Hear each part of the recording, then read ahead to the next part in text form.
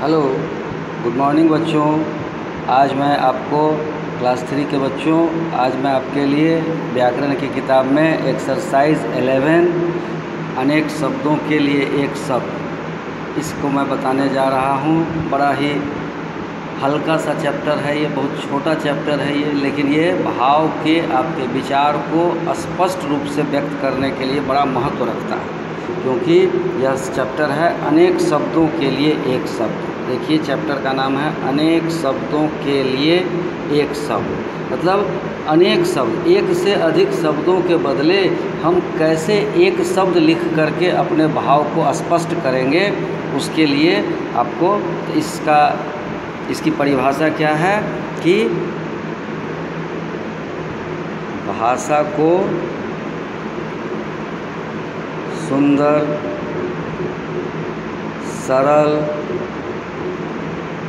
स्पष्ट और प्रभावी बनाने के लिए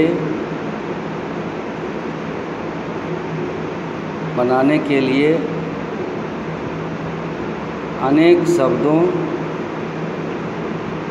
की जगह एक शब्द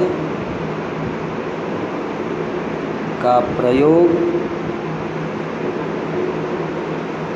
किया जाता है।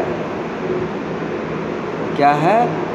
भाषा को सुंदर, सरल, स्पष्ट और प्रभावी बनाने के लिए अनेक शब्दों की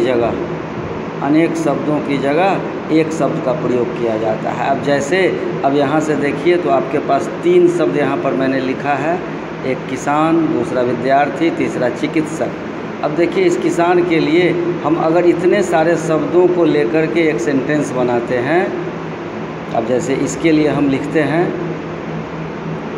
खेती करने वाले अपने बैल को लेकर खेत की तरफ गए हैं।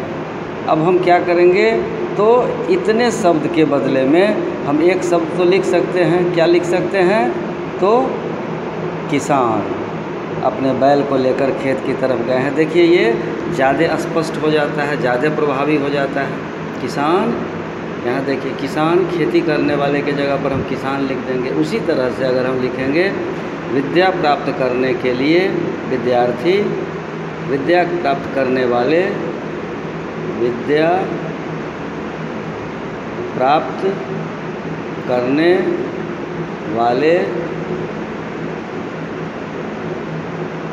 विद्यालय गए हैं। अब इस पूरे के लिए हम एक शब्द में लिख सकते हैं विद्यार्थी विद्यालय गए हैं। तो ये इतना तो हमें नहीं लिखना पड़ा, और छोटे ही शब्दों में हम इस सेंटेंस को पूरा कर लेते हैं इस तरह से। अब आपके पास किताब में बहुत सारे हैं, उदाहरण के रूप में अब देखिए, यहाँ आपके पास बहुत सारा है।